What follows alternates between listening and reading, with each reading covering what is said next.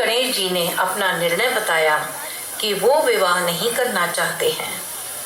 ऐसा कहकर वे एक वन में तपस्या करने चले जाते हैं।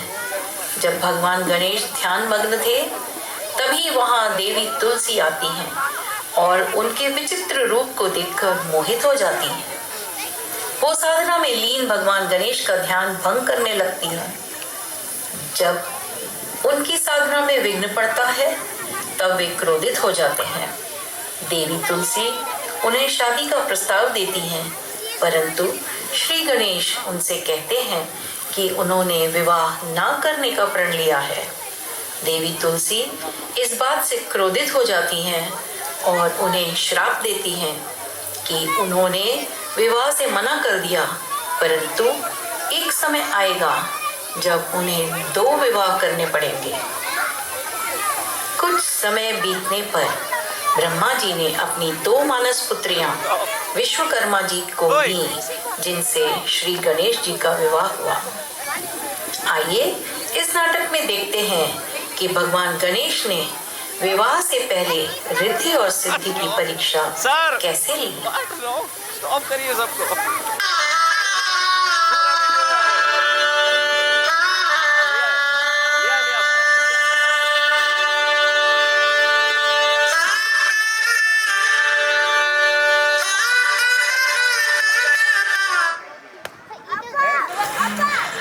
विश्वकर्मा जी, गणेश यह ज्ञात करना चाहता है कि जिससे उसका विवाह होने वाला है, क्या वो कैलाश संभाल पाएंगी या नहीं। इसीलिए यदि आपकी आज्ञा हो तो उसे कुछ प्रश्न पूछने दीजिए। माता पार्वती, मेरे पुत्रियां ज्ञानी भी हैं और योग्य भी, इसलिए मुझे कोई आपत्ति नहीं है। माता, हम कैलाश के योग्य हैं, इसे प्रमाणित करने में हमें कोई संकोच नहीं। हाँ माता, हम आपकी चिंता समझते हैं, इसलिए हम किसी भी परीक्षा के लिए सहर्ष तैयार हैं। आत्मविश्वास भय को हर लेता है। अपने ज्ञान और अपनी योग्यता पर इतना विश्वास सराहनीय है। क्या हुआ पुत्र गणेश, तुम अचानक स्तब्ध क्यों हो गए?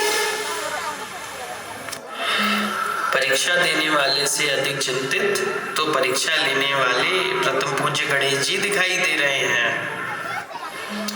प्रभु, आपके ज्ञान के आगे बड़े से बड़े ज्ञानी घुटने टेक देते हैं। आज आपको अवसर मिला है अपने ज्ञान के भंडार का परिचय देने का। उचित है।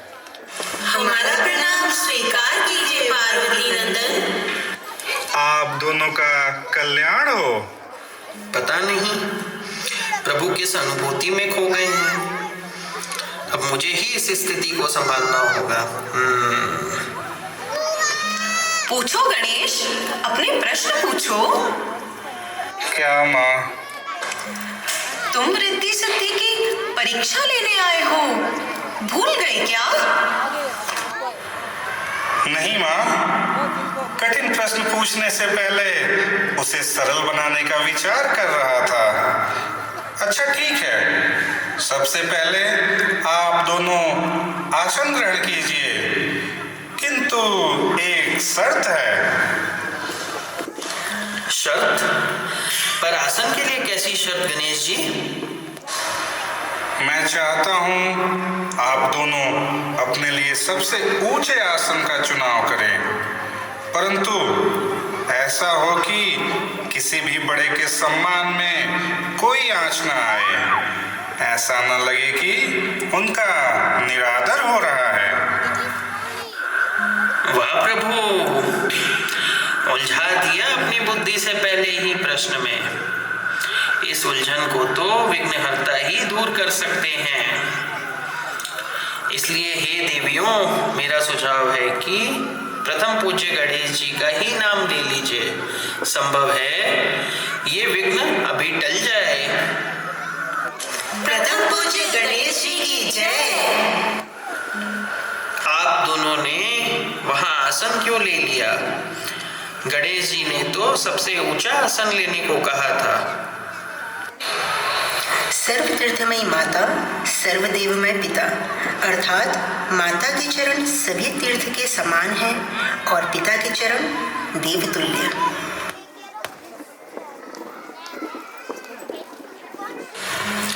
इसीलिए इनके चरणों से ऊंचा स्थान और कोई हो ही नहीं सकता। इनके चरणों में बैठकर हम किसी भी बड़े का अनादर नहीं करते।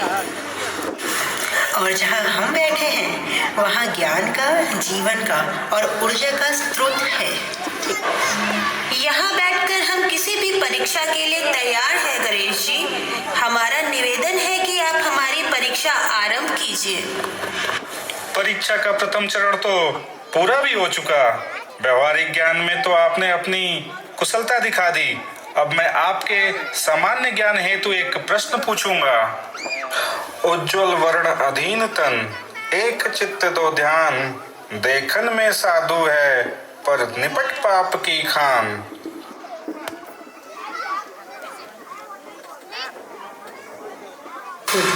बगुला। हाँ, बगुला। बगुला भक्ति तो किसी की आंखों से छिपी नहीं। वह जल में ऐसा मगन होकर खड़ा रहता है जैसे कोई साधु प्रभु का ध्यान कर रहा हो, किंतु मछली को देखते ही उस पर घात कर देता है। एक नारी के दो बालक, दोनों एक ही रंग, एक फिरे तो एक खड़ा रहे, फिर भी दोनों ही संग। चक्की के दो पार्ट होते हैं, भिन्न होते हुए भी एक साथ रहते हैं। नीचे वाला स्थिर रहता है और ऊपर वाला घूमता रहता है। दोनों देवियों ने एक एक प्रश्न का सही उत्तर दे दिया। दोनों बराबरी पर हैं, इसलिए प्रभु इनसे कोई कठिन प्रश्न पूछिए। अगले चरण में मेरे प्रश्न अनेक होंगे, परंतु सबका उत्तर एक होगा। पहला प्रश्न, पर ब्रह्म से बड़ा क्या है? दूसरा प्रश्न, पाप से बुरा क्या है? तीसरा प्रश्न, निर्धन के प्यास क्या है? चौथा प्रश्न, भक्त भगवान के सिवाय और क्या चाहता है? और पांचवा प्रश्न, भाव के सिवाय भगवान क्या चाहते हैं? गणेश जी, इतने अलग प्रश्नों का उत्तर एक कैसे हो सकता है? क्या आप दोनों में से कोई इस प्रश्न का उत्तर नहीं जानती है? कुछ नहीं। परम ब्रह्म से बड़ा कुछ नहीं। पाप से बड़ा कुछ नहीं। निर्धन के पास कुछ नहीं होता। भक्त भगवान को छोड़कर और कुछ भी नहीं चाहता।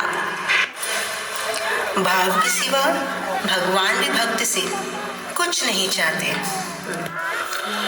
गजानन, अपने सामान्य ज्ञान से दोनों देवियों ने हम सभी को प्रभावित किया है। अब उनके वैदिक ज्ञान की परीक्षा का समय है। मेरी पुत्रियों को सभी वेदों का ज्ञान है। मुझे विश्वास है कि वो उसमें सफल होंगे। अपनी संतान पर विश्वास करना चाहिए, इससे उनका मनोबल बढ़ता है। किंतु अब मेरे प्रश्न वेदों के श्लोकों के पीछे छिपे संदेश से हैं। क्या आप दोनों तैयार हैं? जी गजानन। तो बताओ, जिस जल में अमृतों का गुण है, जिसमें औषधीय गुण है, जो अपने अंदर सब कुछ समाहित कर लेता है, वही जल अंततः कहाँ समाहित हो जाता है? वायुमंडल में। तो फिर वायु कहाँ विलीन होती है? वायु अंतरिक्ष में विलीन हो जाती है। और अंतरिक्ष, वो किस में विलीन होता है? उस अक्षर तत्व में जिसमें ब्रह्मांड उत्पन्न होता है। और वो अक्षर तत्व कहाँ विलीन होता है? परम ब्रह्म में। यह हमारा परम सौभाग्य है कि उन्हीं परम ब्रह्म प्रभु महागणाधिपति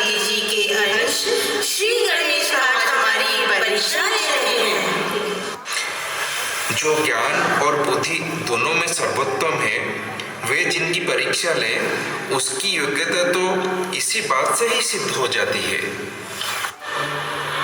ये दोनों ही सभी प्रश्नों के सही उत्तर दे रही हैं। अब मुझे इनसे ऐसा प्रश्न पूछना चाहिए जिसका उत्तर अत्यंत कठिन हो, अन्यथा माँ मेरा विवाह इन दोनों से ही न करवा दे। क्या विवाह के बंधन में बंधकर कोई भी ब्रह्मचर्य का पालन कर सकता है?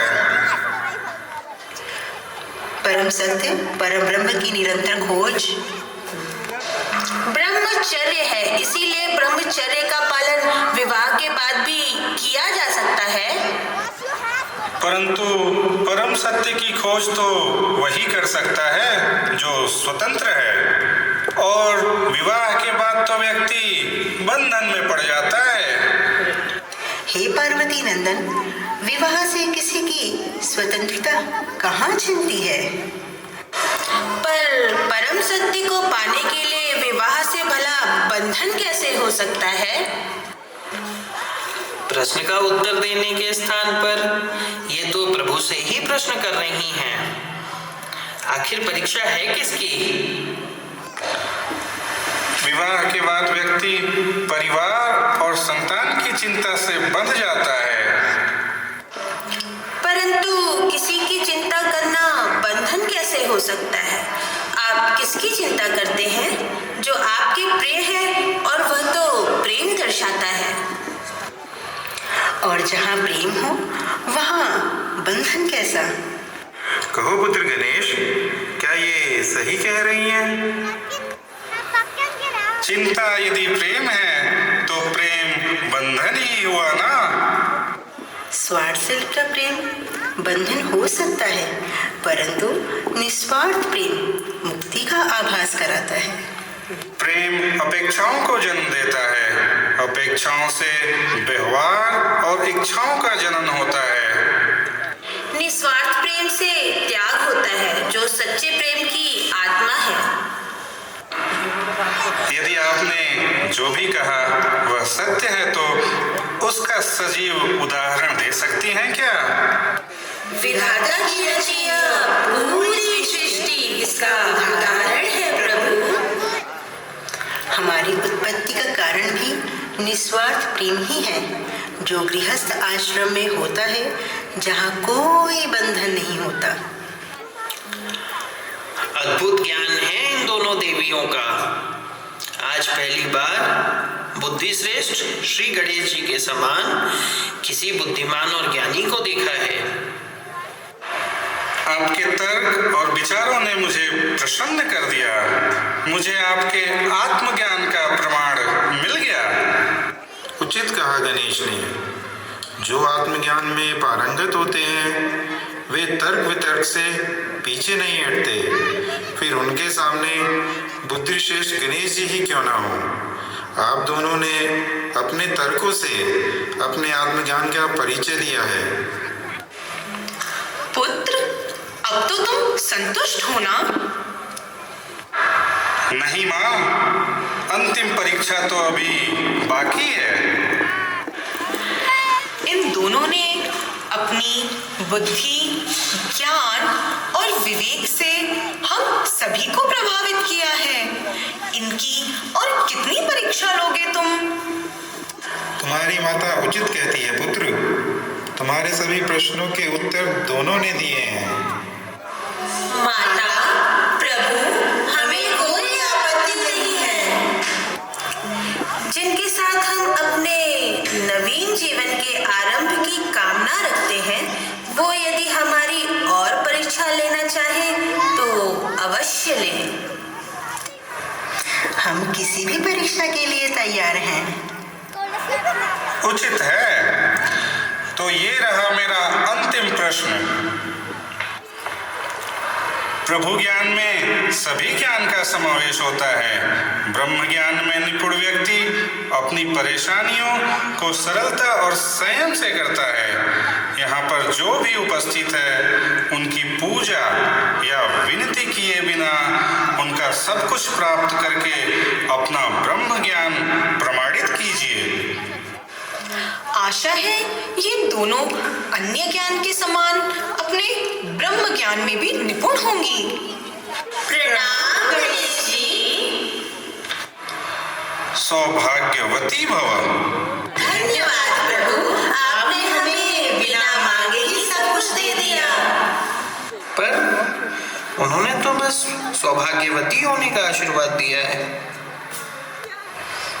अवश्य, और हम दोनों के सौभाग्य तो श्री गणेश जी ही हैं।